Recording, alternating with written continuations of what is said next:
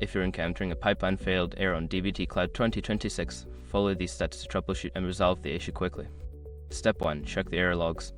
Review the error logs in dbt Cloud to identify the specific cause of the failure. Look for error messages that indicate what went wrong during the pipeline execution. Step 2. Validate your dbt project. Run the dbt validate command to ensure that your dbt project is correctly configured. This will check for any issues in your model's tests and configurations that could be causing the failure. Step 3. Inspect dependencies. Examine any dependencies in your models. Ensure that all reference tables and views exist and are correctly spelled. Missing or incorrectly referenced dependencies can lead to pipeline failures. Step 4. Review environment settings. Check your environment settings in dbt Cloud.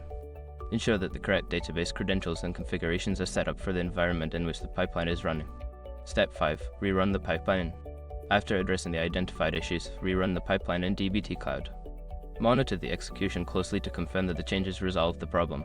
By following these steps, you should be able to quickly diagnose and fix the pipeline failed error in dbt Cloud 2026. If the problem persists, consider reaching out to dbt support for further assistance.